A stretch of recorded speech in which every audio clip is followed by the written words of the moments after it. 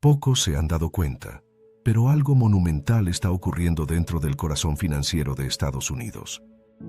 No se anuncia con titulares espectaculares ni discursos apasionados desde el Congreso. No hay cadenas de televisión transmitiendo el evento, ni comentaristas económicos advirtiendo lo que se avecina. Sin embargo, mientras millones de personas se preocupan por el precio del pan o la factura de la luz, el gobierno más poderoso del planeta está reescribiendo las reglas del dinero a plena luz del día. Y lo está haciendo con una frialdad quirúrgica, como quien mueve piezas de ajedrez sabiendo que la partida durará décadas. Estados Unidos ya no se comporta como un árbitro neutral en el mercado. Ha decidido convertirse en jugador, en dueño, en socio y en algunos casos en juez de sus propias apuestas. Durante generaciones, el Estado había sido esa figura que observaba, regulaba y mantenía el equilibrio. Se aseguraba de que las empresas no abusaran de los trabajadores, de que las leyes de la competencia se cumplieran y de que el juego del capitalismo mantuviera una apariencia de limpieza. Pero eso terminó. Ahora el árbitro ha tirado el silbato, se ha puesto la camiseta de uno de los equipos, ha entrado al campo y ha empezado a marcar goles. Lo que antes era un sistema de supervisión se ha convertido en una estructura de participación activa. El gobierno ya no dicta las normas, ahora compra empresas, adquiere acciones, dirige juntas directivas y toma decisiones estratégicas. Y lo más sorprendente es que lo hace copiando el modelo económico de su mayor rival, China. Este cambio de paradigma no es una casualidad ni un simple ajuste de política. Es una transformación estructural que redefine el capitalismo norteamericano. Para entender su magnitud, hay que mirar los cimientos sobre los cuales se levanta toda la economía moderna, los minerales. En las profundidades heladas de Alaska, una empresa llamada Trilogy Metals ha encontrado una veta que podría transformar el mapa geopolítico de los recursos naturales. Cobre y cobalto, dos elementos esenciales en la nueva era tecnológica. El cobre es el sistema nervioso de la transición energética, el metal que conecta cada circuito eléctrico de los autos, las redes y los hogares inteligentes. El cobalto, por su parte, es la sangre química de las baterías que impulsan desde teléfonos móviles hasta misiles de precisión. Pero estos minerales tienen un problema. La mayor parte de su extracción y procesamiento está en manos de China y de un puñado de países africanos bajo su influencia económica. Estados Unidos lo sabe y ya no está dispuesto a depender de potencias extranjeras. Por eso el gobierno federal decidió invertir más de $35 millones en el desarrollo de recursos minerales junto a Trilogy Metals y South 32, dos compañías con proyectos estratégicos. A cambio, el Departamento del Interior se aseguró alrededor de un 10% de las acciones y el derecho a comprar más si la operación resulta exitosa. Este no es un préstamo ni una ayuda. Es una compra directa, una señal inequívoca de que el Estado está regresando al tablero como accionista. El gobierno estadounidense ha decidido que ya no basta con entregar subsidios o permisos. Ahora quiere tener control, presencia, participación. Y esa decisión marca un antes y un después. Porque si el Estado empieza a adquirir partes de empresas privadas en sectores clave, deja de ser un simple regulador para convertirse en protagonista. Lo que antes parecía una excepción ahora es la norma. Y este no es un caso aislado, es solo el comienzo. El siguiente movimiento ocurrió en el epicentro tecnológico del planeta, los microchips. Aquellos diminutos cerebros de silicio que dan vida a todo lo que nos rodea. Coches, ordenadores, satélites, armas, teléfonos, fábricas, todo depende de ellos. Cuando la crisis de los chips paralizó las cadenas de suministro globales hace unos años, Estados Unidos descubrió su propia vulnerabilidad. Las fábricas estaban en Taiwán, Corea y otras partes de Asia, pero no en casa. Y en un mundo que cada día se vuelve más incierto, depender de otros países para producir el cerebro de tus máquinas es una debilidad intolerable. Por eso nació la Ley CHIPS, un programa multimillonario para traer de vuelta la manufactura de semiconductores a territorio estadounidense. Pero esta vez, las reglas del juego habían cambiado. Cuando Intel, la joya de la corona tecnológica americana, se acercó a Washington en busca de apoyo, recibió una respuesta inesperada. Sí, recibirás ayuda, pero el Estado no te regalará dinero. A cambio, el gobierno comprará una parte de tu empresa. No será un préstamo que devuelvas, sino una participación accionaria que le dé poder para decidir. Y así, Estados Unidos se convirtió en socio de Intel, invirtiendo cerca de 8.900 millones de dólares y quedándose con casi un 10% de la compañía, además de una opción para adquirir más en el futuro. Esto, traducido al lenguaje llano, significa que el capitalismo estadounidense ha cruzado un punto de no retorno. Ya no se trata de fomentar la libre competencia, sino de intervenir directamente en el control corporativo. El gobierno, que durante décadas predicó la pureza del libre mercado, ha adoptado el modelo de capitalismo de Estado que tanto criticó en China. El paso siguiente en esta cadena lógica es todavía más revelador. Si los microchips son el cerebro de la era digital, las tierras raras son sus músculos invisibles. Se trata de un grupo de elementos químicos que hacen posible la tecnología moderna, desde los motores eléctricos hasta los misiles de precisión, desde los generadores eólicos hasta los sistemas de guiado. Sin ellos, la civilización tecnológica colapsaría. Y China controla casi el 90% del mercado global. En respuesta, el gobierno estadounidense decidió intervenir directamente en la única minera relevante del país, MP Materials.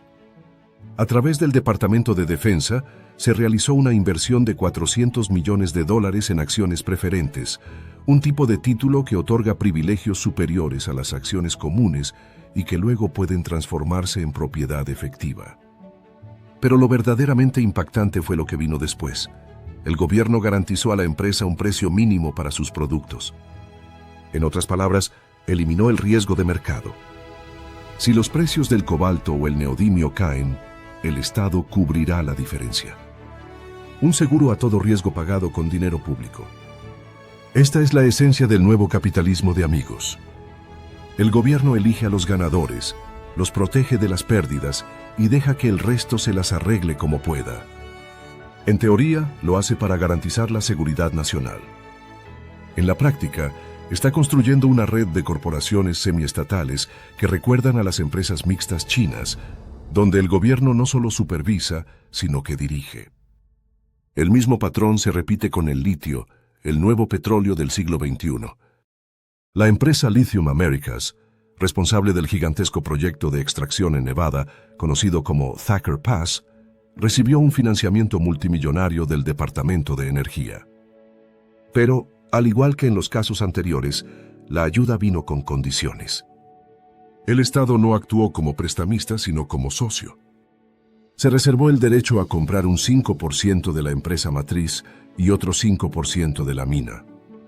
De esta manera, Estados Unidos asegura que los materiales críticos para su futuro industrial no dependan exclusivamente de intereses privados ni extranjeros.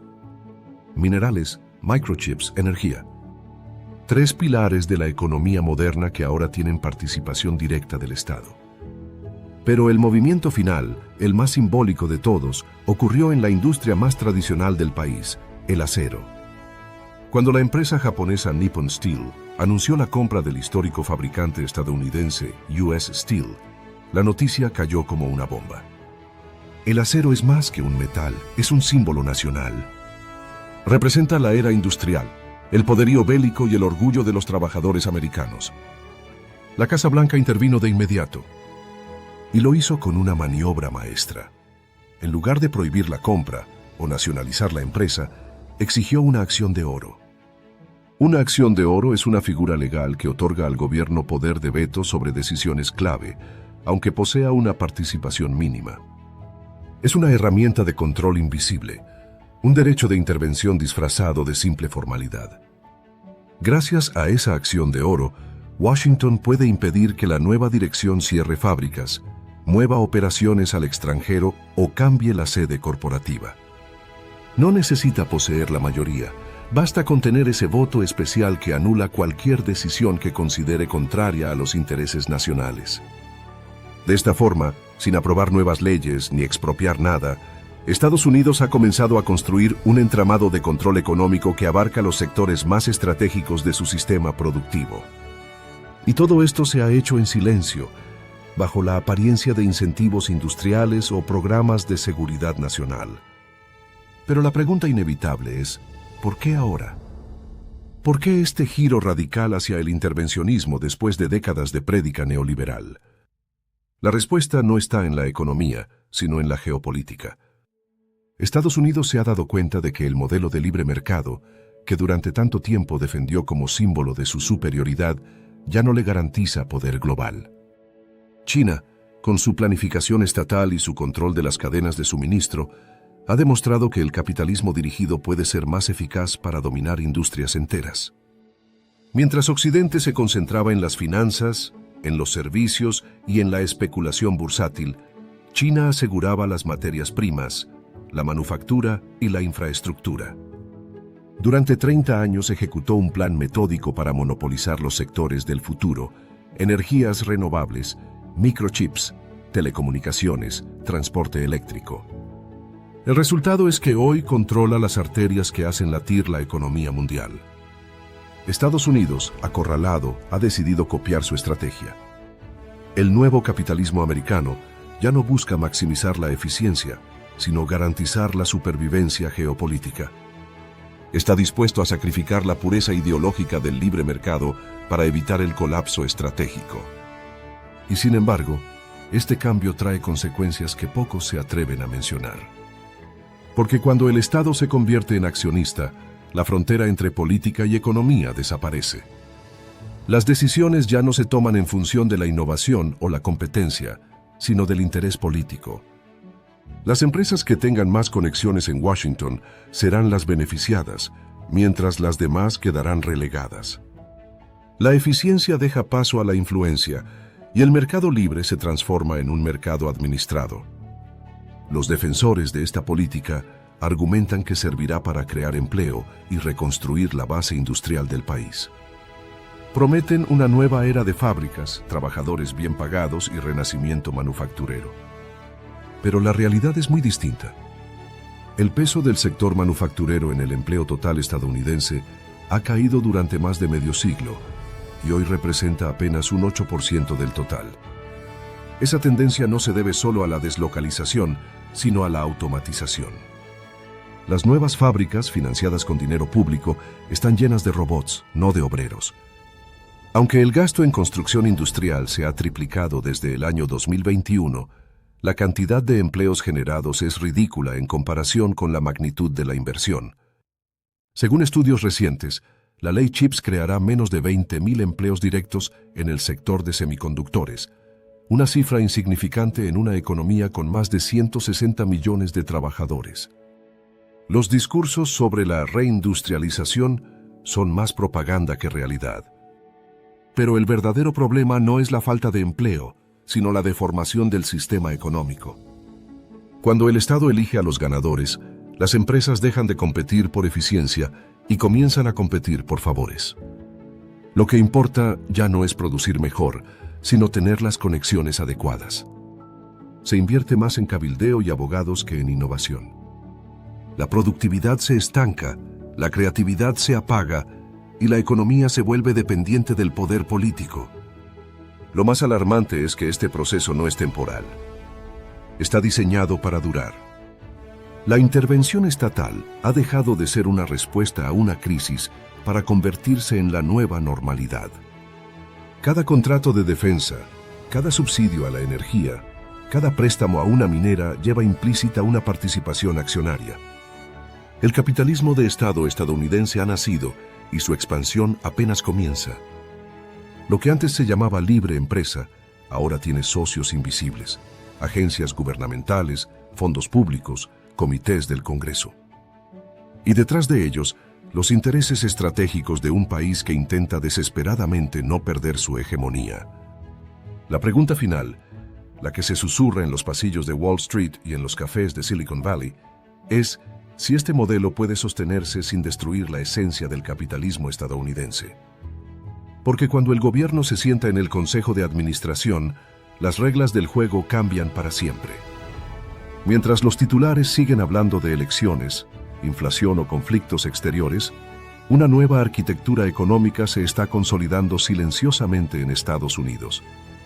Es un rediseño completo del sistema que durante más de un siglo fue presentado al mundo como el modelo de la libertad empresarial. Lo que estamos presenciando no es un ajuste técnico ni una simple política industrial, es una mutación estructural del capitalismo norteamericano. Y lo más paradójico es que este nuevo orden se justifica con los mismos argumentos que hace años se usaban para condenar a los rivales ideológicos. La narrativa oficial habla de independencia, de soberanía tecnológica y de defensa nacional. Pero detrás de ese discurso se esconde un cambio de poder más profundo. Los datos muestran que, en tan solo una década, el gasto público destinado a programas industriales, subsidios y adquisiciones estratégicas ha crecido a niveles nunca vistos desde la Segunda Guerra Mundial. No se trata de rescatar empresas en crisis, como ocurrió durante la recesión de 2008, sino de intervenir en sectores enteros antes de que colapsen. Este modelo convierte al gobierno en un inversionista con intereses directos. Es una red de capital público infiltrándose en la estructura privada de la economía. Y lo más fascinante es que esta fusión de Estado y empresa privada no nace del idealismo, sino del miedo. Miedo a perder la guerra tecnológica, miedo a ceder la supremacía económica, miedo a haber desmantelado el dominio estadounidense sobre las cadenas de valor del siglo XXI. El ejemplo de las tierras raras es quizás el más ilustrativo. Durante 3 décadas, las naciones occidentales se desentendieron de la minería y del procesamiento de materiales críticos porque lo consideraban sucio, caro y ambientalmente riesgoso. China, en cambio, entendió que ahí estaba la llave del futuro. Invirtió en minas, subsidió su refinado, educó ingenieros y construyó toda una infraestructura industrial alrededor de ellos. Hoy, el 90% de los imanes de alto rendimiento que impulsan motores eléctricos, turbinas eólicas y sistemas de defensa proviene directa o indirectamente del gigante asiático. Es un monopolio estructural y frente a ese dominio, el libre mercado deja de ser una opción viable. Por eso Estados Unidos ha empezado a copiar el manual chino línea por línea, aunque lo disfrace con otro nombre. Subsidios, acciones preferentes, cláusulas de control, regulaciones hechas a medida. El discurso de la libertad económica ha sido reemplazado por una estrategia de intervención planificada. Y sin embargo, este nuevo modelo tiene un precio: la erosión de la competencia real. Porque cuando el Estado decide qué empresa merece ser salvada y cuál no, ya no estamos ante un mercado, sino ante un tablero político. Las corporaciones más grandes, aquellas con mayor acceso a los pasillos del poder, son las que sobreviven. A medida que la Casa Blanca reparte miles de millones de dólares en incentivos, las empresas no compiten por innovar, compiten por influir. El gasto en lobby, el arte de comprar favores y moldear leyes, ha alcanzado cifras históricas. En tan solo la primera mitad del año 2025, las corporaciones estadounidenses destinaron más de 2.500 millones de dólares a influir en decisiones gubernamentales, un aumento considerable frente al año anterior. Este dinero no se invierte en investigación, ni en fábricas, ni en capacitación laboral. Se invierte en poder. Y el poder político, una vez comprado, tiende a perpetuarse. Lo que antes era un ecosistema dinámico, donde las pequeñas empresas podían desafiar a las grandes con ideas innovadoras, se está convirtiendo en un oligopolio de titanes apadrinados por el Estado. Las barreras de entrada se multiplican, los contratos públicos se concentran en pocas manos y la innovación genuina se sofoca bajo capas de burocracia y favoritismo. El capitalismo que alguna vez fue impulsado por la competencia, ahora se mueve por la influencia. Y ese cambio tiene consecuencias devastadoras para la productividad. Según un estudio reciente de la Reserva Federal de Nueva York, la productividad laboral del sector manufacturero ha caído un 0,5% anual entre los años 2010 y 2022. Es un desplome silencioso, casi imperceptible en los gráficos macroeconómicos, pero con un impacto profundo en la riqueza nacional.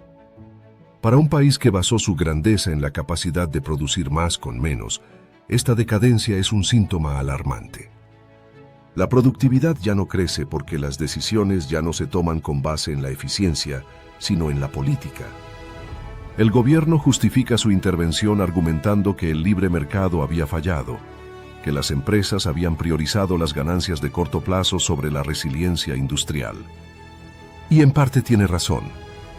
Pero la cura elegida podría ser peor que la enfermedad.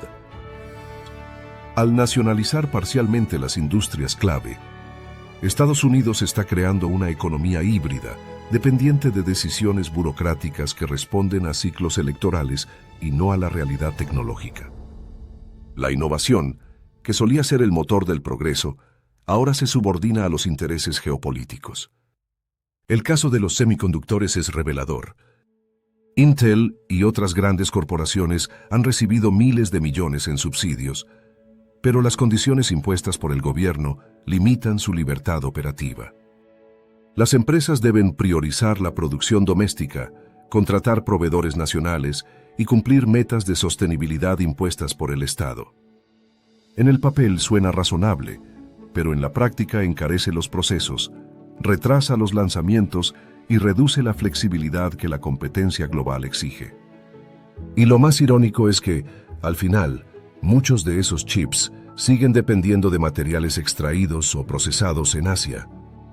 La guerra tecnológica entre Estados Unidos y China no se libra con tanques ni misiles, sino con patentes, cadenas de suministro y energía. Y en esa guerra, la velocidad lo es todo. Pero un sistema donde las decisiones industriales dependen de comités políticos se mueve con la lentitud de la burocracia. China, con su modelo autoritario, toma decisiones en meses. Occidente, incluso con su nuevo capitalismo estatal, tarda años. Y mientras tanto, el reloj avanza. En este nuevo tablero, los grandes ganadores no son los trabajadores ni los consumidores, sino las corporaciones capaces de navegar entre ambos mundos, el público y el privado. Empresas que se presentan como pioneras del progreso tecnológico mientras reciben financiamiento directo del Tesoro. Multinacionales que se visten de patriotas cuando les conviene, pero mantienen sus cuentas en paraísos fiscales. Y funcionarios que rotan entre cargos públicos y consejos de administración, borrando cualquier frontera ética entre lo que pertenece al pueblo y lo que pertenece al capital. El fenómeno tiene un nombre, aunque pocos se atrevan a pronunciarlo: captura del Estado. Significa que las decisiones públicas son dictadas, directa o indirectamente, por intereses privados. Y cuando eso ocurre, la democracia económica desaparece. El ciudadano deja de ser un actor y se convierte en espectador.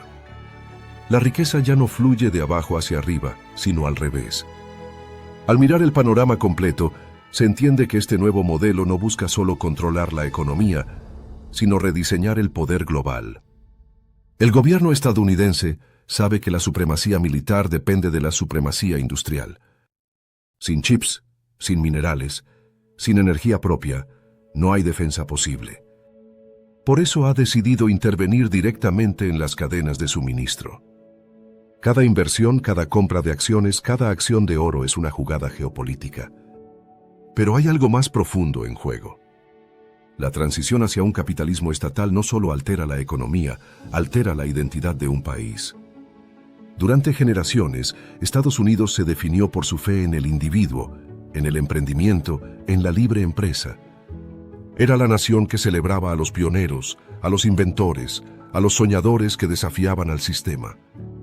Ahora ese sistema ha sido absorbido por el Estado, que alguna vez prometió no interferir. El sueño americano se está transformando en un proyecto estatal. Y aunque a corto plazo pueda parecer una estrategia eficaz, a largo plazo podría significar el fin del dinamismo que alguna vez hizo grande a la economía estadounidense. Cuando las decisiones se toman desde los despachos gubernamentales, la creatividad empresarial se diluye. Los jóvenes que antes soñaban con crear la próxima gran compañía tecnológica, ahora buscan contratos públicos. Los inversores ya no miran hacia el futuro, sino hacia Washington.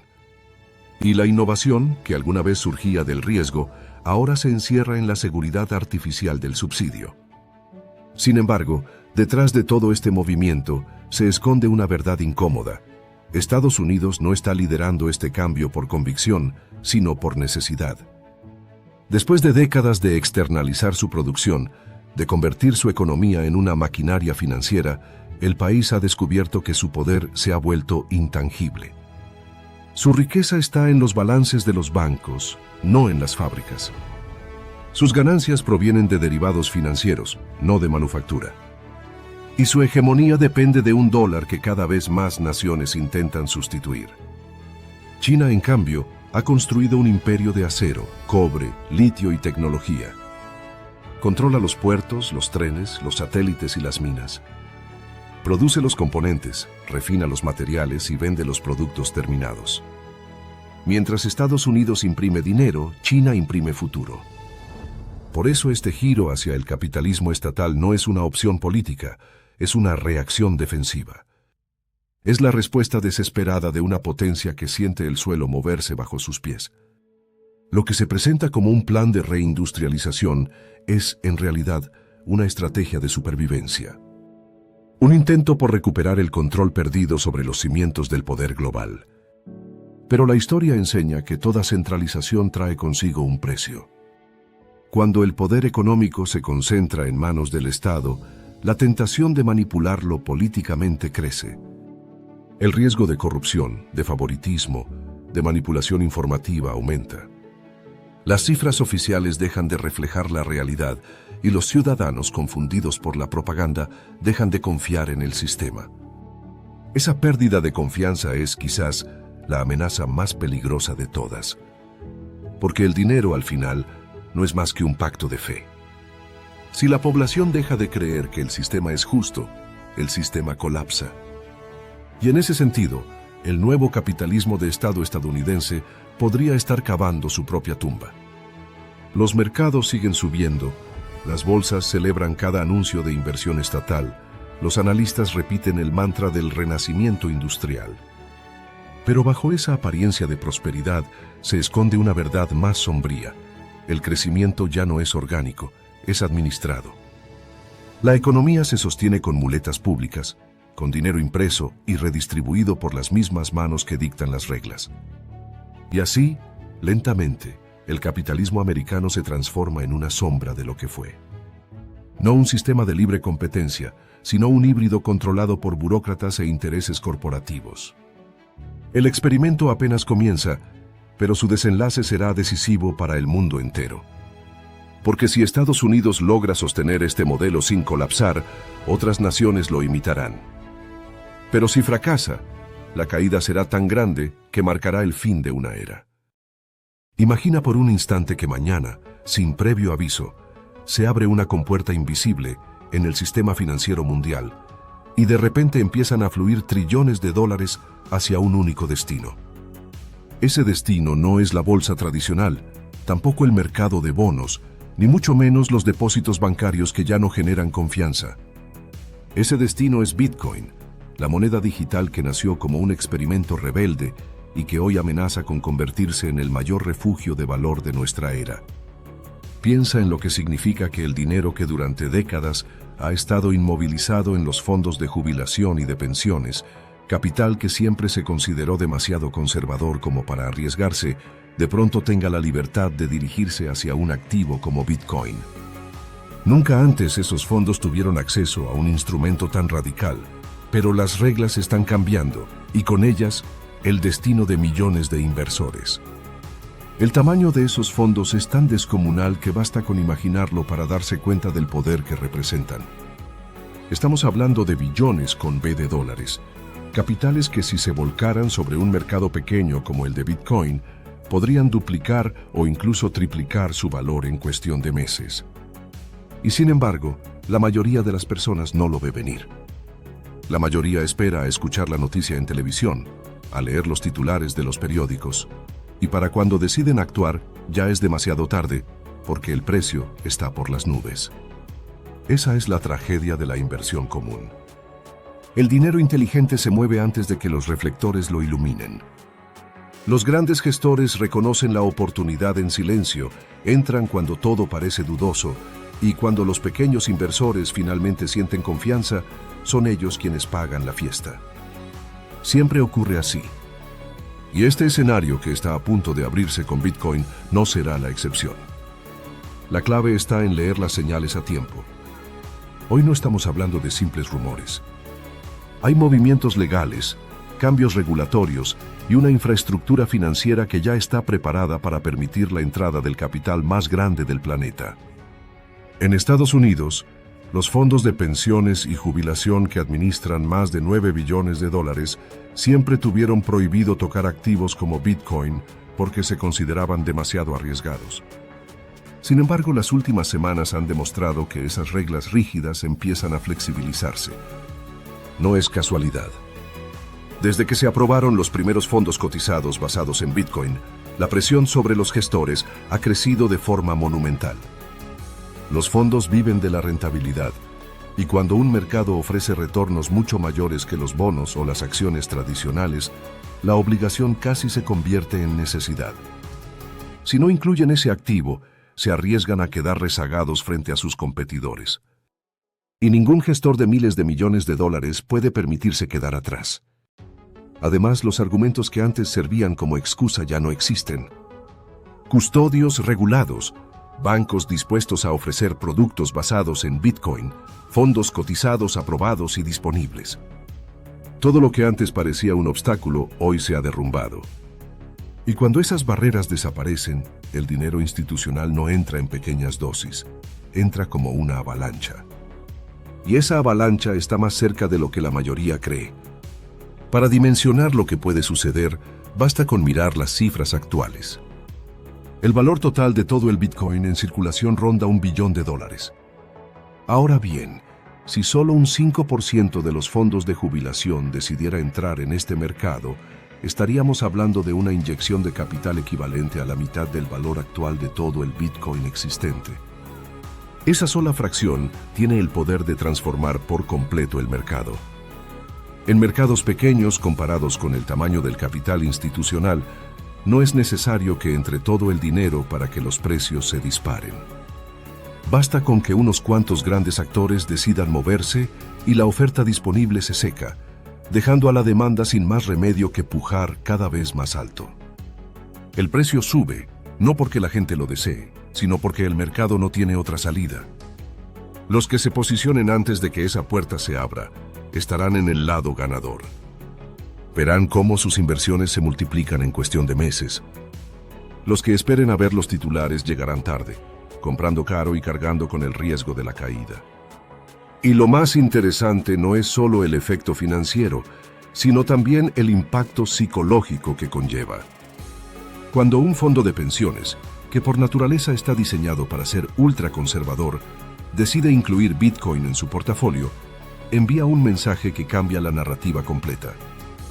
Bitcoin deja de ser una apuesta marginal, un capricho de jóvenes entusiastas, y se convierte en un activo legítimo, tan respetable como los bonos o las acciones. Esa validación institucional es la chispa que enciende la siguiente etapa de la adopción masiva. Primero entra el dinero grande. Luego, cuando los pequeños inversores observan que los gigantes del capital han tomado la decisión, se animan a entrar ellos también. El efecto se multiplica. Es como una marea imparable que arrastra a todo aquel que se atreve a mirar hacia otro lado. Lo hemos visto antes, en menor escala. Cada vez que una gran empresa anunció que compraba Bitcoin, el precio reaccionó de inmediato. Ahora imagina ese mismo efecto, pero amplificado por miles de veces y respaldado por instituciones con poder casi ilimitado. En el año 2004, el oro llevaba años moviéndose de forma estable, sin grandes sorpresas ni cambios bruscos. Era un activo respetado, sí, pero su precio no mostraba señales de un crecimiento explosivo. Todo cambió con la llegada de los primeros fondos cotizados que permitían a cualquier inversor acceder al oro sin necesidad de almacenarlo físicamente. Ese pequeño cambio legal, esa puerta que se abrió, generó una ola de capital que transformó el mercado del oro en menos de una década. El precio se multiplicó por más de 4 veces y el oro pasó a ocupar un lugar central en los portafolios de las instituciones más grandes del mundo. Algo muy similar ocurrió con las acciones tecnológicas a principios de los años 2000. Durante mucho tiempo, fondos de inversión y aseguradoras evitaban compañías como Apple, Amazon o Google porque las consideraban demasiado volátiles, demasiado arriesgadas para incluir en sus índices principales. Pero llegó un momento en que los números fueron imposibles de ignorar. El crecimiento de esas empresas era tan evidente que las grandes gestoras tuvieron que rendirse a la realidad. Decidieron incorporarlas en sus carteras y el flujo de capital que entró fue tan masivo que dio inicio a uno de los ciclos alcistas más grandes de toda la historia bursátil. El patrón se repite una y otra vez. Primero el activo parece marginal, luego se vuelve irresistible y finalmente, cuando los gigantes del dinero deciden entrar, ya no lo hacen en silencio ni en pequeñas cantidades. Lo hacen con fuerza, con determinación, con la seguridad de que detrás de su decisión existe un respaldo regulatorio, un contexto favorable y una oportunidad histórica que no se repetirá pronto. Eso es exactamente lo que está a punto de ocurrir con Bitcoin. En los últimos meses hemos presenciado cómo se construyen, una a una, las piezas del rompecabezas que preceden a una gran avalancha de capital. Primero llegaron los fondos cotizados de Bitcoin aprobados por los reguladores. Eso abrió una puerta legal y segura para que los grandes inversores pudieran entrar sin miedo a sanciones o irregularidades. Después, los bancos custodios más poderosos del planeta anunciaron servicios especializados para resguardar Bitcoin de forma institucional, eliminando el mayor temor de muchos gestores, el de la seguridad. Y finalmente, los responsables de los planes de jubilación comenzaron a reconocer que ya no pueden depender únicamente de bonos ni de acciones tradicionales. Los bonos ofrecen rendimientos bajos y las bolsas atraviesan ciclos de volatilidad que ponen en riesgo el futuro de millones de jubilados. En otras palabras, la cerradura ya está abierta. La llave está girando. Solo falta el último movimiento para que la puerta se abra por completo, y cuando eso ocurra, el flujo de dinero será tan grande que el mercado no tendrá la capacidad de absorberlo sin disparar los precios de manera violenta. Ese es el punto crucial que casi nadie parece comprender. Bitcoin no es un activo infinito. No es como imprimir más billetes o crear nuevas acciones. Su oferta está limitada a 21 millones de unidades. Y de esas, una parte importante ya está perdida para siempre o en manos de personas que jamás venderán. Hoy el valor total de todos los Bitcoin en circulación ronda $1 billón. Los fondos de pensiones y jubilación de Estados Unidos gestionan más de $9 billones. Solo imagina el impacto si decidieran asignar apenas un 1% de su capital a Bitcoin. Eso significaría $90.000 millones entrando en un mercado de $1 billón, es decir, casi una décima parte de todo el valor actual del mercado en un solo movimiento. El resultado sería una presión alcista imparable.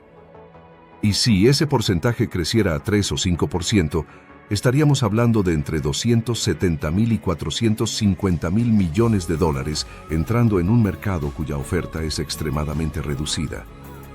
Esa cantidad de dinero tiene el poder no solo de duplicar el precio, sino de cambiar para siempre la velocidad y la escala de la adopción global de Bitcoin. El efecto dominó sería gigantesco y alcanzaría a cada rincón del planeta. Imagina un ejemplo simple. Supón que en el mundo solo existieran 21 millones de botellas de un vino especial, un vino tan raro que quienes lo poseen rara vez lo ponen en venta. Ahora imagina que de pronto miles de restaurantes de lujo en diferentes ciudades deciden que quieren ese vino en su carta porque sus clientes millonarios lo exigen. Pero hay un problema. Apenas quedan unas cuantas botellas disponibles para la venta. ¿Qué ocurre cuando esa demanda se encuentra con una oferta tan limitada? El precio sube de inmediato y no se detiene. Sube porque todos compiten por lo poco que queda. Eso es exactamente lo que ocurre con Bitcoin. La diferencia es que aquí no estamos hablando de un vino ni de un lujo pasajero. Estamos hablando de un activo que puede redefinir la forma en que se almacena y se transfiere el valor en el mundo entero. Una moneda descentralizada que no depende de bancos centrales ni de gobiernos y que cuenta con un límite absoluto que nadie puede alterar. Esa característica es la que hace que la avalancha de capital institucional pueda desencadenar un fenómeno sin precedentes. Pero hay algo más profundo en juego, algo que va más allá de la matemática de la oferta y la demanda. Es la validación social y psicológica. Cuando un fondo de pensiones, diseñado para ser ultraconservador y proteger los ahorros de millones de personas, decide incluir Bitcoin en su portafolio, el mensaje es claro. Ya no se trata de un experimento, ya no se trata de una apuesta arriesgada de unos pocos. Bitcoin se convierte en un activo legítimo, respaldado por las instituciones más grandes del planeta. Esa validación cambia la narrativa y provoca que millones de pequeños inversores, antes llenos de dudas, se animen finalmente a entrar. El resultado es una reacción en cadena. Primero entra el dinero grande, luego entra el dinero de la gente común, y entre ambos empujan el precio como si fuera una marea incontenible. Y lo más interesante es que este efecto se retroalimenta. Cuanto más sube el precio, más titulares aparecen en los medios. Cuanto más titulares aparecen, más personas se interesan. Y cuanto más personas se interesan, más capital fluye hacia el activo. Es un ciclo de retroalimentación positiva que puede transformar la percepción del mundo entero sobre Bitcoin. Si observamos con atención la historia de los grandes cambios financieros, descubrimos un patrón que siempre se repite. El dinero más grande, el más conservador, espera pacientemente hasta que las condiciones son imposibles de ignorar. Y cuando finalmente decide moverse, lo hace con una fuerza tan arrolladora que transforma por completo el mercado al que llega.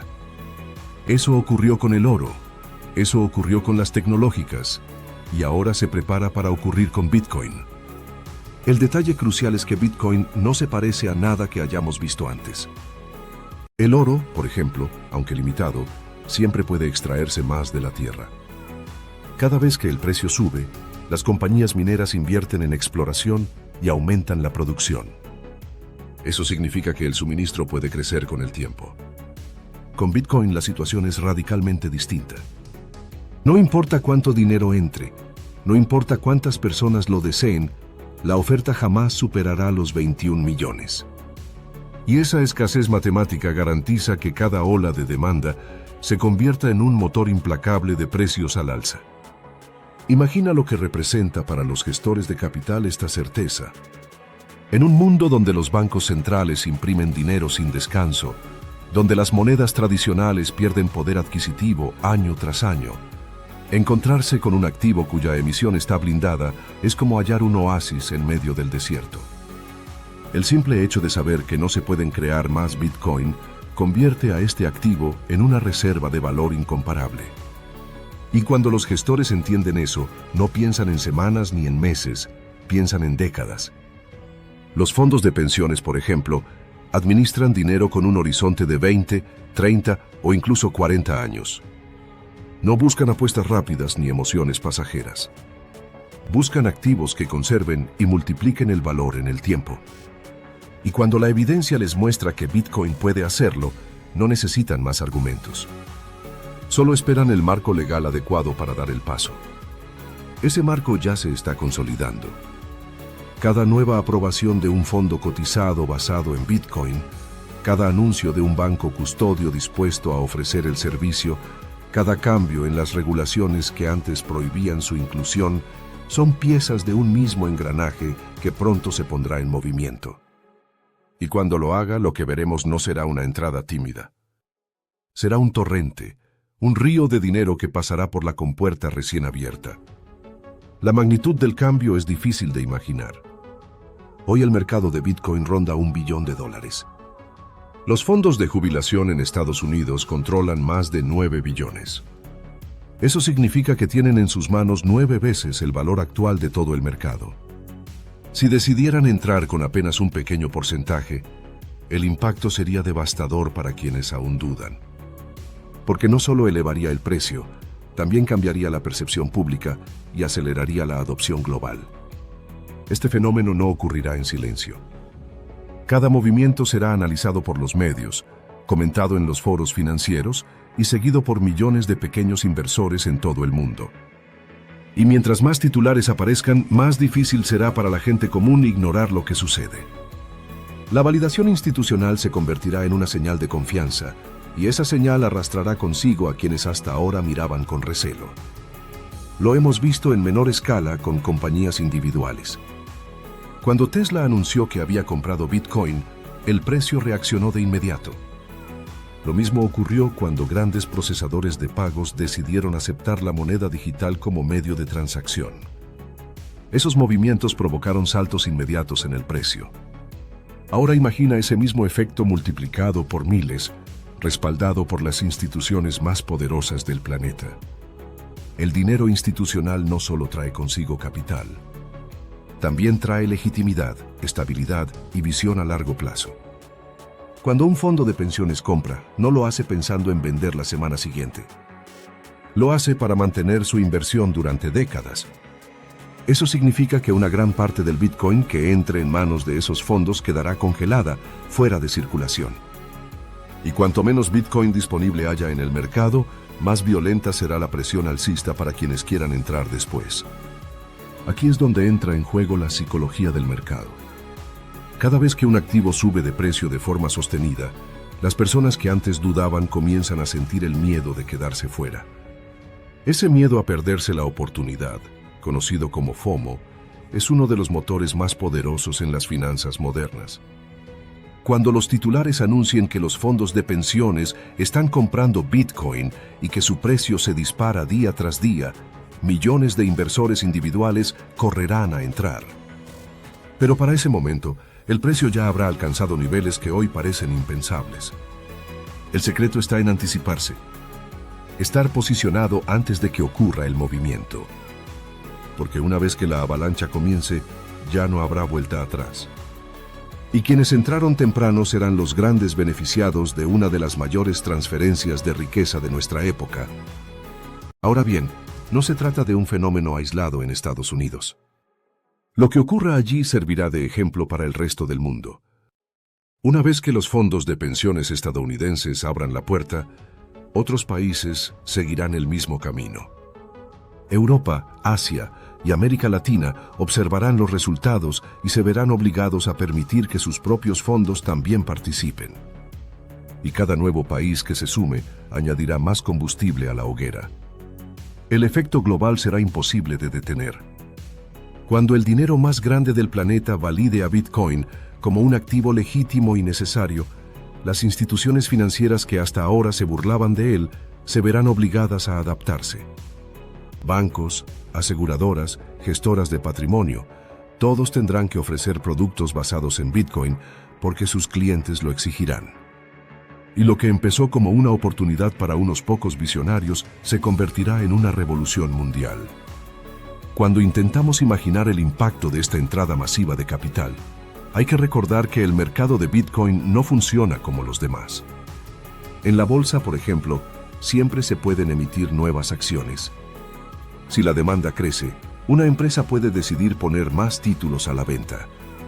En los bonos, los gobiernos y las compañías emiten deuda constantemente, ajustando la oferta a las necesidades de los compradores.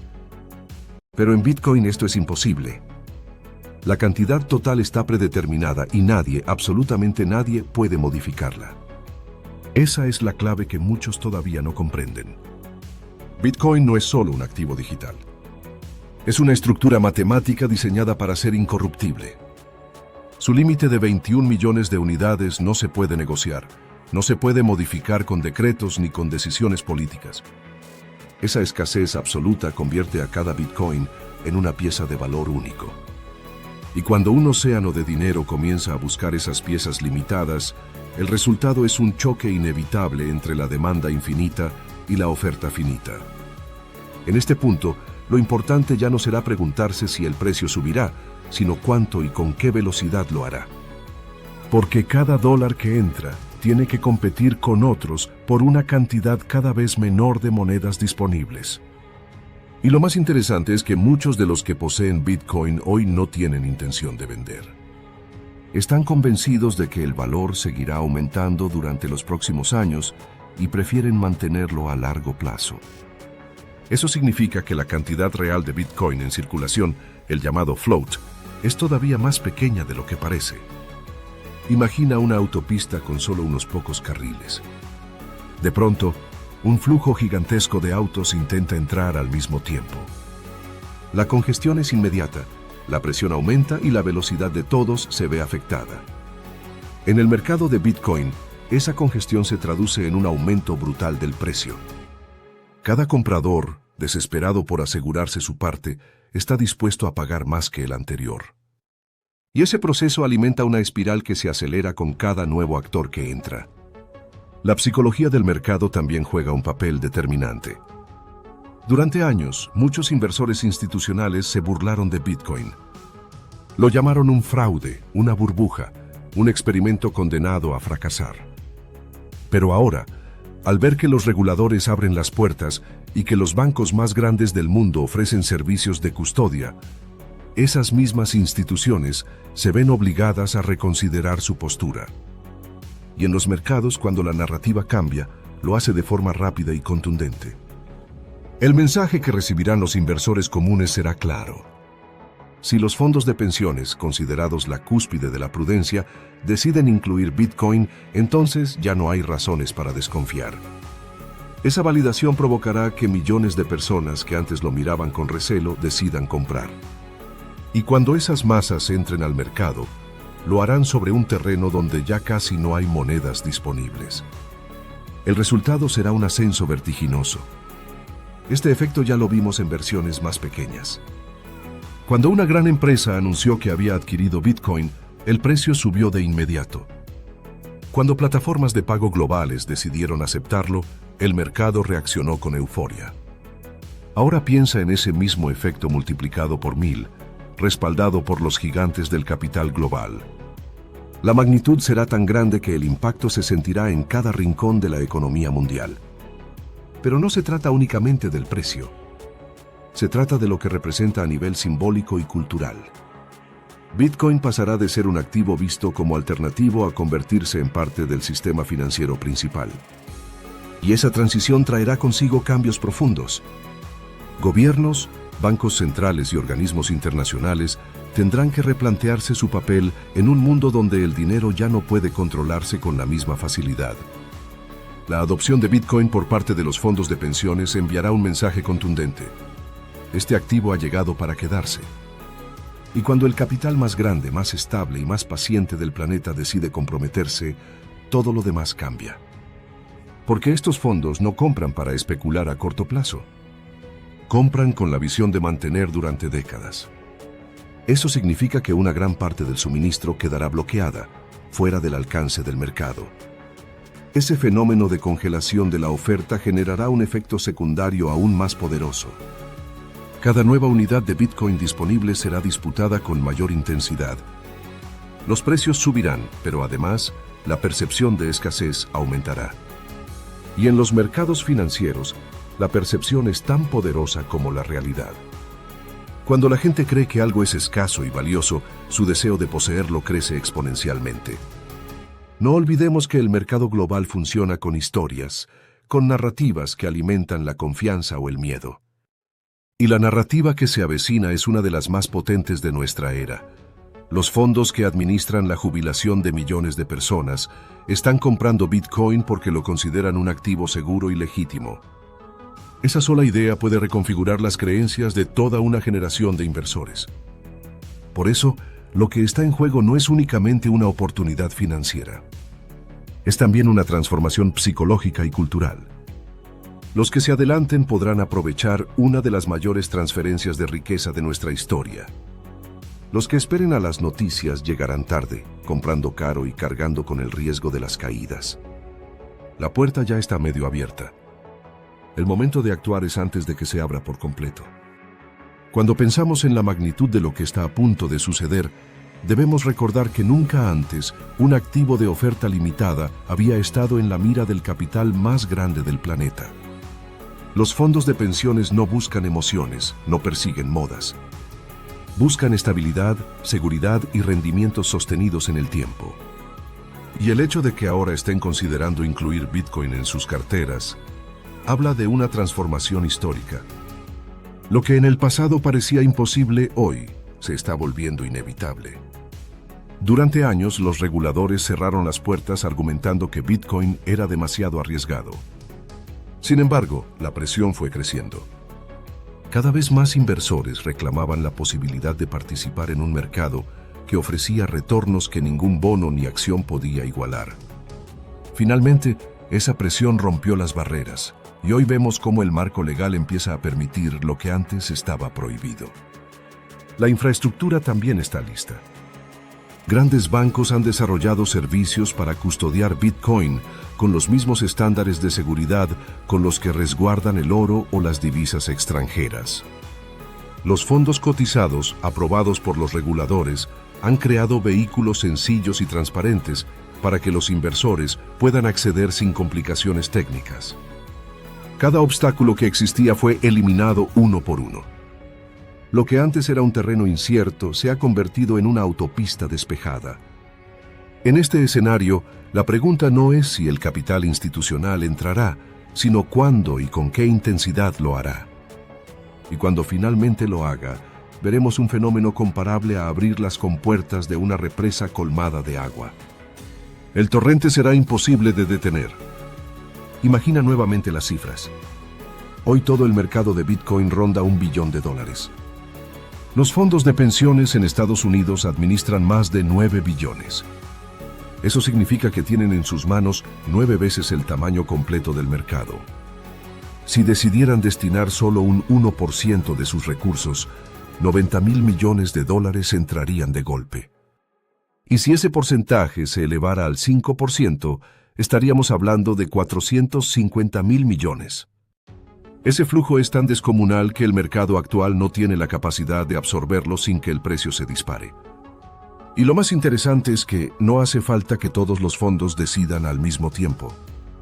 Basta con que unos pocos gestores importantes den el primer paso para que los demás se sientan obligados a seguirlos. Porque en el mundo de las inversiones, quedarse atrás es un riesgo que nadie quiere asumir. El efecto será exponencial. Primero entra un fondo, luego otro, después un tercero. Y cada uno de esos movimientos será amplificado por los medios de comunicación, generando titulares que despertarán la atención de millones de inversores minoristas.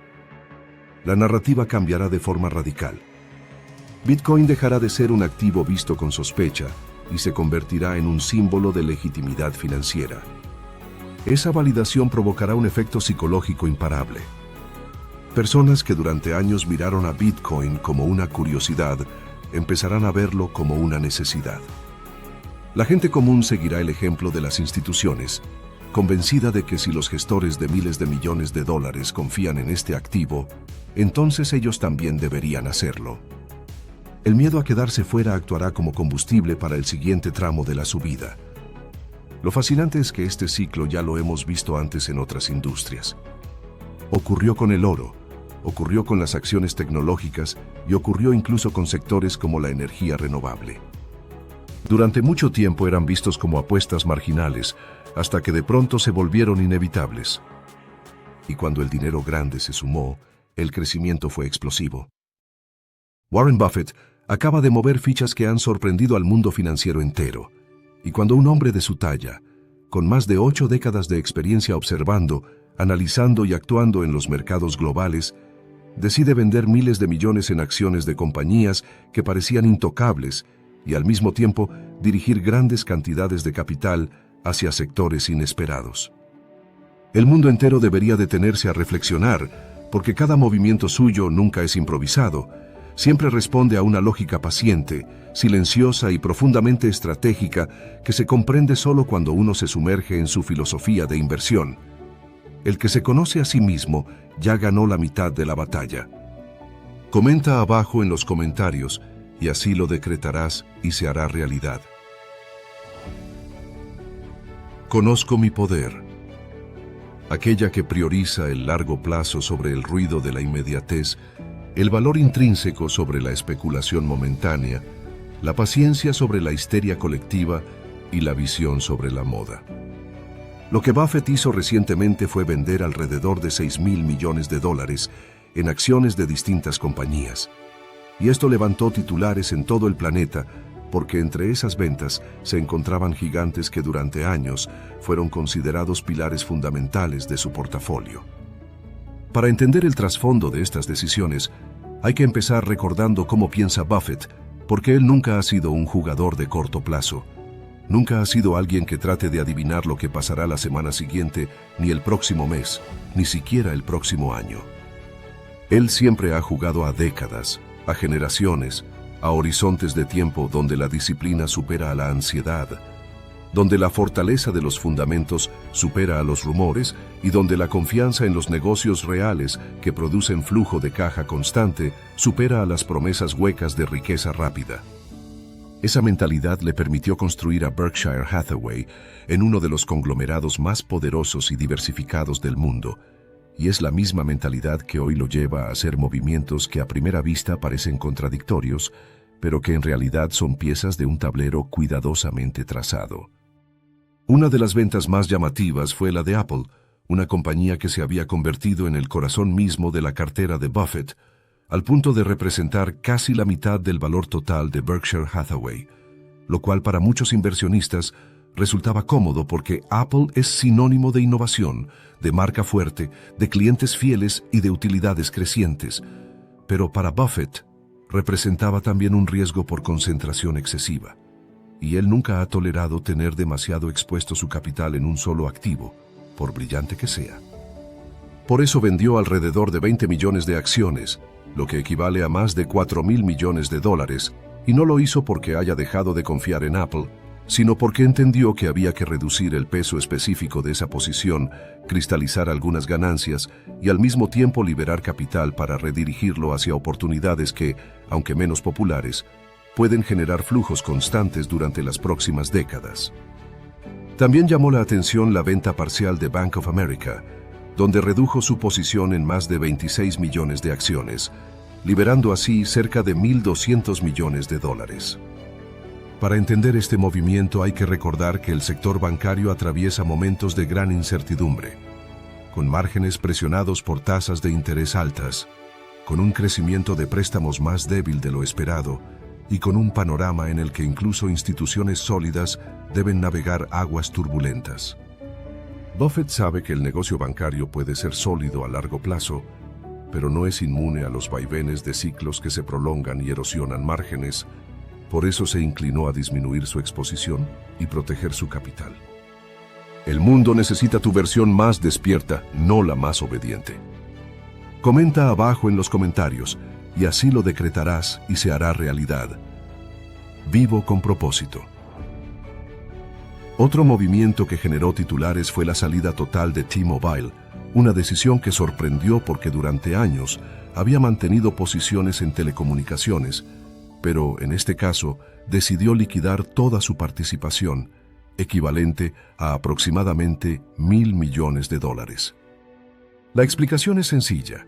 El sector de telecomunicaciones enfrenta un estancamiento evidente, con mercados saturados, competencia feroz, costos crecientes en infraestructura, márgenes cada vez más estrechos y un entorno donde es difícil construir barreras de entrada duraderas. Buffett siempre ha insistido en que solo invertirá en negocios con foso económico, es decir, con ventajas competitivas que resistan el paso del tiempo. Y cuando observa que ese foso se está reduciendo, actúa sin titubeos y prefiere retirarse antes de que el deterioro sea irreversible. Lo mismo sucedió con Charter Communications, de la cual redujo su participación casi a la mitad, vendiendo cerca de 1 millón de acciones y liberando alrededor de 350 millones de dólares. En este caso, el razonamiento fue similar, porque la industria de la televisión por cable está siendo devorada por la transición hacia plataformas de streaming, la llamada desconexión del cable se acelera cada trimestre, los márgenes se reducen y además la compañía carga con deudas significativas, lo que aumenta la vulnerabilidad en un entorno de cambios estructurales. También vendió parte de su posición en DaVita, una compañía del sector salud que durante años había sido parte de su cartera, pero que enfrenta riesgos regulatorios cada vez más fuertes, en especial por la presión de los programas de reembolso de Medicare y por su capacidad de fijación de precios que no compite con gigantes más diversificados como United Health. Por eso Buffett vendió alrededor de 1.300.000 acciones, generando unos 200 millones de dólares. Incluso hizo recortes menores en posiciones como la de D.R. Horton, una de las constructoras de viviendas más grandes de Estados Unidos, reduciendo apenas unas 27,000 acciones valoradas en unos $5 millones, y en Liberty Fórmula 1, de la cual se deshizo de alrededor del 14% de su posición, equivalente a unos $50 millones, considerando que aunque la Fórmula 1 es un negocio global con atractivo mediático, pertenece a la categoría de entretenimiento, un sector vulnerable a la volatilidad, a la dependencia de las audiencias y a la fragilidad de los ciclos de moda. Lo que se observa en conjunto es una limpieza, una poda estratégica, un acto de protección de capital que no responde al miedo sino a la disciplina. Buffett no vende por nerviosismo, vende porque sabe que el capital debe estar siempre trabajando en el lugar más eficiente, y cuando un dólar invertido no produce tanto como otro que podría colocarse en otra empresa, él hace el cambio con calma pero con firmeza. Si las ventas de Buffett ya encendieron las alarmas, lo que verdaderamente debe captar la atención de todo inversionista son las compras que realizó, porque es allí donde se refleja hacia dónde se está inclinando el futuro de su visión y cuáles son los negocios que, en medio de un panorama global confuso y plagado de incertidumbre, él considera que representan oportunidades de valor a largo plazo. La primera adquisición importante que apareció en su más reciente informe fue United Health Group, uno de los gigantes más poderosos del sector salud en Estados Unidos. Buffett compró más de 5 millones de acciones, una inversión que supera los $1.600 millones. Esta decisión es una señal muy clara de que está apostando por un modelo de negocio esencial, sólido y resiliente, porque United Health no solo es una aseguradora, es un verdadero emporio de servicios de salud con ingresos recurrentes, con una base gigantesca de clientes y con un flujo de caja libre superior a los $25,000 millones. Además, su valoración en relación con las utilidades rondaba apenas 11 veces, una cifra sorprendentemente baja para un negocio de esa magnitud, lo que lo convierte en una oportunidad difícil de ignorar para alguien que sabe medir la relación entre precio y valor. Al mismo tiempo, Buffett volvió a incrementar su posición en Lennar, una de las constructoras de viviendas más grandes de América. En medio de tasas de interés altas que han encarecido las hipotecas, muchos pensaban que invertir en construcción era un error, pero Buffett ve más allá del ciclo inmediato. Él sabe que existe un déficit habitacional real en Estados Unidos que no se resolverá en 5 ni en 10 años, sino que será un reto estructural durante varias décadas, y por eso añadió más de 5 millones de acciones, lo que representa una apuesta de alrededor de $565 millones.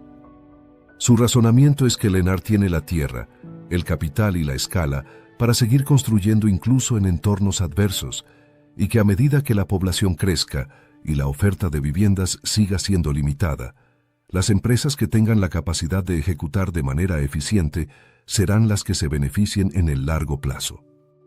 Otro movimiento llamativo fue el aumento en Pool Corporation, el mayor distribuidor del mundo de equipos, partes y suministros para piscinas. Berkshire Hathaway duplicó con creces su participación en esta compañía, adquiriendo casi 2 millones de acciones adicionales y llevando el valor total de la posición a cerca de $1.000 millones. Muchos se preguntan por qué invertir tanto en un negocio aparentemente tan específico, pero es precisamente allí donde se esconde el genio de Buffett. Pool Corporation domina un nicho, tiene un control impresionante sobre la distribución, fija precios con poder y mantiene márgenes altos gracias a su posición única en un mercado fragmentado. Aunque su relación precio-utilidad sea alta, el verdadero atractivo está en su estabilidad y en la recurrencia de sus ingresos, porque los dueños de piscinas necesitan mantenimiento constante y reposición de piezas año tras año, lo que asegura un flujo de efectivo consistente. En esa misma línea de negocios fundamentales pero poco glamorosos, Buffett también incrementó su participación en Nucor, la siderúrgica más eficiente de Estados Unidos. Compró más de 850,000 acciones, una inversión que ronda los $127 millones. El acero es un sector cíclico. Sus ganancias suben y bajan con los precios internacionales y con la demanda de construcción e infraestructura, Pero Nucor ha demostrado ser una empresa que opera con costos bajos, que devuelve capital a los accionistas y que ha logrado navegar mejor que sus competidores cada recesión de las últimas décadas. Buffett no busca el pico del ciclo, compra cuando el mercado está frío y las valoraciones son bajas, para luego esperar pacientemente a que la demanda se reactive y los márgenes se expandan. Otro nombre que apareció en la lista de adquisiciones fue Constellation Brands, la compañía detrás de marcas de bebidas alcohólicas tan reconocidas como Corona, Modelo y Svedka. En este caso adquirió cerca de 1.400.000 acciones, una apuesta equivalente a más de $220 millones. La lógica detrás de este movimiento es que el alcohol es un producto que resiste las recesiones, porque la gente consume tanto en los buenos como en los malos tiempos. Y además Constellation tiene una distribución sólida y una base de consumidores leales que garantizan un flujo de efectivo recurrente. En la categoría de empresas pequeñas pero de alta calidad, Buffett también incrementó su participación en HEICO, un proveedor aeroespacial especializado en repuestos y servicios con márgenes muy altos. Añadió más de 130.000 acciones, una inversión valorada en casi $38 millones, reforzando su posición en un negocio de nicho que ha mostrado una capacidad admirable para crecer de forma constante y rentable durante años. Uno de los movimientos más grandes en cuanto a monto fue el aumento en Chevron, con más de 3.400.000 acciones adicionales que suman alrededor de $480 millones. El sector energético vive de la volatilidad, pero Buffett apuesta a empresas disciplinadas que devuelven dividendos y que mantienen una estrategia financiera conservadora, lo que convierte a Chevron en una pieza sólida de flujo de efectivo para la cartera de Berkshire. Pero quizá una de las apuestas más curiosas y simbólicas fue su incursión en Domino's Pizza, con la compra de 13.000 acciones adicionales por un valor cercano a $6 millones. Para muchos, esto parecería irrelevante en comparación con los montos anteriores, pero lo importante no es la pizza en sí, sino la red de logística, el sistema tecnológico y la capacidad de expansión internacional que la empresa ha desarrollado. Buffett observa que Domino's no es solamente una pizzería, sino una compañía con un modelo escalable, con un retorno sobre el capital altísimo y con un potencial de crecimiento global que la convierte en un negocio atractivo a largo plazo. También abrió una nueva posición en Allegion. No hay éxito sin sacrificio. No hay poder sin disciplina. Comenta abajo en los comentarios, y así lo decretarás y se hará realidad.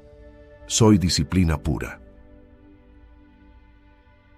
Fabricante de cerraduras, sistemas de acceso y soluciones de seguridad para edificios, con la compra de 780.000 acciones valoradas en más de $112 millones. Este es el típico negocio que encanta a Buffett, porque aunque parezca aburrido, responde a una necesidad básica y creciente del mundo moderno: la seguridad. Son productos que siempre se demandan, que generan márgenes estables y que se sostienen incluso en tiempos de crisis. Otro movimiento que sorprendió fue la inversión en Lamar Advertising, con la compra de más de 1.160.000 acciones valoradas en alrededor de $140 millones. Mientras el mundo se obsesiona con la publicidad digital, Buffett apostó por la publicidad física en vallas y carteles, un sector que sigue produciendo ingresos estables gracias a contratos a largo plazo con marcas que necesitan presencia física en las calles. Esta es una jugada contraria a la corriente, fiel al estilo contracíclico de Buffett, que siempre busca valor donde otros no lo ven. Cuando uno observa todo este conjunto de movimientos, tanto las ventas como las compras, se da cuenta de que no son gestos improvisados ni caprichos de un inversionista aburrido, son la materialización de una filosofía que Buffett ha repetido durante más de 60 años y que se resume en una sola idea: proteger el capital, hacerlo trabajar en negocios simples, sólidos y predecibles, y mantener siempre la calma frente al ruido de los mercados. Al vender posiciones en empresas como Apple, Bank of America, T-Mobile, Charter Communications, Vita y otras más pequeñas, Buffett no está renunciando a la tecnología, a la banca o a las telecomunicaciones, sino que está reafirmando su principio de no concentrar demasiado riesgo en un solo lugar de no aferrarse a negocios cuyos fosos económicos se erosionan y de no insistir en sectores que comienzan a perder ventajas competitivas. Cada dólar que liberó fue redirigido hacia negocios que en su visión representan necesidades humanas básicas y permanentes, como la salud, la vivienda, la energía, la seguridad, la alimentación, la infraestructura y la publicidad. Y esa selección no es casual, porque Buffett sabe que en un mundo cambiante donde la tecnología evoluciona con rapidez, las modas nacen y mueren en cuestión de meses, y los titulares de prensa se enfocan en lo efímero. Los negocios verdaderamente duraderos son aquellos que satisfacen necesidades esenciales que no desaparecen ni con recesiones, ni con guerras, ni con cambios políticos. La gente siempre necesitará atención médica, siempre necesitará un lugar donde vivir, siempre necesitará comer, transportarse, resguardar su seguridad y comunicarse. Y esas son las áreas donde Buffett decide sembrar su capital como un agricultor que planta árboles que tardan en crecer, pero que dan frutos constantes durante generaciones. Lo interesante es que mientras muchos inversionistas intentan adivinar qué hará la Reserva Federal con las tasas de interés o qué rumbo tomará la inflación el próximo trimestre, Buffett no se desgasta en ese juego. Él mismo lo ha dicho una y otra vez. No tiene sentido intentar predecir lo que pasará en los próximos meses, porque el mercado está lleno de variables imposibles de controlar. Lo que sí tiene sentido es encontrar empresas con fundamentos sólidos, comprarlas a un precio razonable y esperar con paciencia a que el tiempo haga su trabajo. Por eso no le interesa ser el más rápido ni el más brillante, le interesa ser el más disciplinado. En su visión, invertir no es un concurso de inteligencia sino una competencia de resistencia emocional, donde la clave está en no dejarse arrastrar por la euforia ni por el pánico. Lo que está haciendo ahora con estas compras y ventas es simplemente ajustar el rumbo de su portafolio para mantenerlo alineado con ese principio rector. Vendió Apple no porque haya perdido fe en la compañía, sino porque llegó a representar casi la mitad del portafolio, algo insostenible incluso para una empresa extraordinaria. Redujo Bank of America porque entiende que los márgenes bancarios son frágiles en un entorno de tasas inciertas. Se salió de T-Mobile porque vio que la industria perdió su foso económico. Pero al mismo tiempo, compró United Health porque es un gigante que seguirá generando flujos de caja incluso en recesiones. Compró Lennar porque la necesidad de vivienda en Estados Unidos no se resolverá en una generación. Compró Nucor porque el acero es la columna vertebral de toda economía industrial. Compró Constellation Brands porque la gente no dejará de beber cerveza o licor en los momentos de crisis. Compró Allegion porque la seguridad es una necesidad cada vez más apremiante. Y compró Lamar Advertising porque incluso en la era digital hay empresas que requieren una presencia física en el mundo real. Todas esas jugadas, vistas en conjunto, forman un mapa que revela cómo piensa Buffett y hacia dónde se dirige su estrategia. Menos exposición a sectores volátiles o sobrevalorados, más exposición a sectores esenciales y predecibles. Y aquí viene la lección más valiosa para el inversionista común. No hace falta tener miles de millones de dólares para aplicar esta lógica. Basta con dejar de pensar como un apostador y empezar a pensar como un propietario.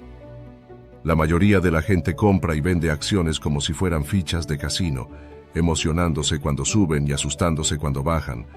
Pero Buffett siempre recuerda que detrás de cada acción hay un negocio real, con empleados, con productos, con clientes, con ingresos y con gastos. Cuando él invierte, lo hace con la mentalidad de alguien que estaría dispuesto a ser dueño de esa empresa por décadas, aunque la bolsa se cerrara durante 5 años. Esa mentalidad cambia por completo la manera de invertir, porque deja de importar la volatilidad del corto plazo, y lo que realmente importa es si el negocio es capaz de sobrevivir, adaptarse y prosperar a lo largo del tiempo. Por eso una de sus frases más repetidas es que el precio es lo que pagas, pero el valor es lo que recibes, y esa diferencia entre precio y valor es la esencia de toda su filosofía. Al analizar su portafolio hoy, se observa que no está apostando a la moda ni a la especulación, está construyendo un armazón de empresas que generan flujo de caja positivo, que tienen clientes recurrentes que satisfacen necesidades permanentes y que poseen ventajas competitivas difíciles de destruir. Eso es lo que cualquier persona debería buscar en su propio camino como inversionista: compañías comprensibles, con productos que uno mismo usaría, con márgenes estables, con poca deuda y con una gestión confiable. El secreto no está en adivinar qué hará el mercado mañana, sino en preparar un portafolio que uno se sienta cómodo, teniendo, aunque no pueda tocarlo ni moverlo durante una década entera. La mayor enseñanza que dejan los movimientos recientes de Warren Buffett es que la inversión no debe entenderse como un juego de azar, ni como una carrera desesperada por obtener ganancias rápidas, sino como un proceso consciente de construcción de riqueza a lo largo del tiempo, basado en la disciplina, la paciencia y la claridad mental. Muchos inversionistas principiantes creen que necesitan información privilegiada o fórmulas secretas para ganar dinero en la bolsa, pero la realidad es que lo único que necesitan es adoptar la mentalidad correcta, la mentalidad de dueño que Buffett repite una y otra vez. Cuando él compra una acción, no la ve como un papel que sube y baja en cuestión de horas, la ve como una participación en un negocio real que genera productos o servicios que la gente necesita, y esa visión es la que le permite mantener la calma cuando el mercado tiembla y todos corren despavoridos. Si uno observa su estrategia, entiende que no se trata de tener miles de millones para diversificar, se trata de elegir con cuidado empresas que tengan un foso económico, es decir, una ventaja competitiva que las proteja de la competencia. Eso puede ser una marca poderosa como la de Apple, una red de distribución dominante como la de Pool Corporation, un liderazgo tecnológico como el de Heyco en repuestos aeroespaciales, o un modelo de negocio simple pero impenetrable como el de Allegion, fabricando cerraduras que miles de compañías instalan en sus edificios. La clave está en que esos negocios tengan clientes fieles, ingresos recurrentes y capacidad de generar flujo de caja incluso en crisis. Cualquier persona que quiera imitar este modelo puede empezar por mirar a su alrededor y preguntarse: ¿qué productos sigo consumiendo año tras año sin importar la situación económica? ¿Qué empresas ofrecen servicios tan esenciales que dejar de usarlos sería casi imposible? ¿Qué marcas dominan tanto su mercado que no tienen rivales reales? Esas son las pistas que conducen a negocios con fosos económicos. Y no hace falta invertir en todos al mismo tiempo. Basta con ir construyendo poco a poco, comprando acciones de empresas sólidas cada mes, cada trimestre, cada vez que se pueda, acumulando con paciencia y dejando que el tiempo y la capitalización compuesta hagan su trabajo silencioso. Buffett ha repetido que la octava maravilla del mundo es el interés compuesto, y entenderlo cambia por completo la manera de relacionarse con el dinero. $1 invertido hoy en una empresa con flujos de caja crecientes no se multiplica por arte de magia en una semana, pero con el tiempo puede transformarse en 5, en 10 o en $20, siempre y cuando uno tenga la disciplina de no vender por miedo ni por codicia. Lo que diferencia a Buffett de la mayoría de inversionistas no es que tenga más información, sino que tiene más paciencia. Mientras otros venden presionados por titulares negativos, él compra en silencio. Mientras otros se emocionan por la euforia de una burbuja, él vende con calma para proteger su capital. Mientras otros creen que deben adivinar lo que hará la economía el próximo año, él construye una cartera diseñada para resistir cualquier escenario durante décadas. Y lo más fascinante es que ese enfoque no es exclusivo de millonarios. Cualquier trabajador, cualquier emprendedor, cualquier persona que ahorre algo de dinero puede aplicarlo. En lugar de gastar en modas pasajeras, puede destinar una parte a comprar acciones de empresas sólidas. En lugar de endeudarse por lujos innecesarios, puede acumular activos que generen ingresos futuros. En lugar de perseguir ganancias rápidas, puede plantar semillas de prosperidad que se cosecharán en 10 o 20 años. El error más común es creer que invertir es complicado, cuando en realidad es simple pero no fácil, porque requiere vencer la impaciencia y resistir la presión social. Buffett mismo ha dicho que invertir no requiere un coeficiente intelectual altísimo, requiere temperamento, la capacidad de mantener la calma cuando todos pierden la cabeza. Y eso es algo que cualquier persona puede entrenar.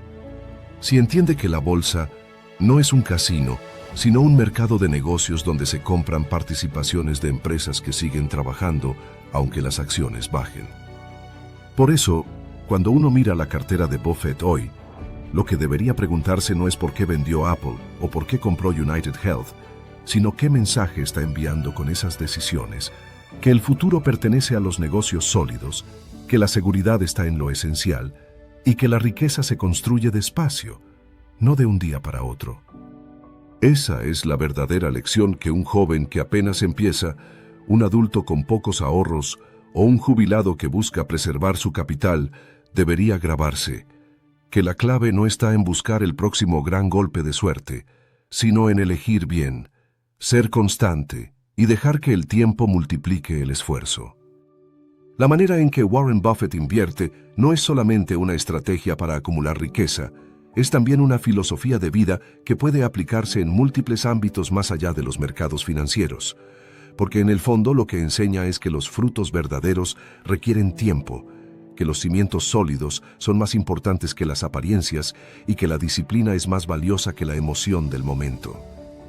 Su vida entera es un ejemplo de cómo la paciencia puede vencer a la ansiedad, de cómo la constancia puede superar a la improvisación y de cómo el largo plazo puede derrotar al corto plazo en casi todas las batallas importantes de la existencia.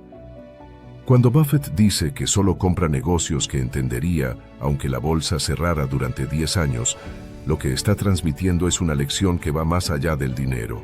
La importancia de elegir proyectos, relaciones y caminos que tengan sentido intrínseco, que aporten valor aunque no haya una validación inmediata, que tengan significado incluso en silencio.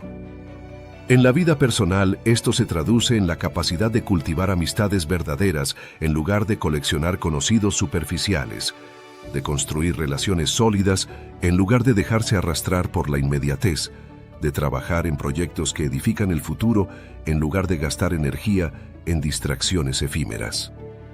La filosofía de Buffett enseña que lo esencial casi nunca es lo más ruidoso ni lo más visible, que lo verdaderamente importante suele estar escondido bajo la superficie y que la paciencia para esperar el momento adecuado es lo que marca la diferencia entre el éxito y el fracaso.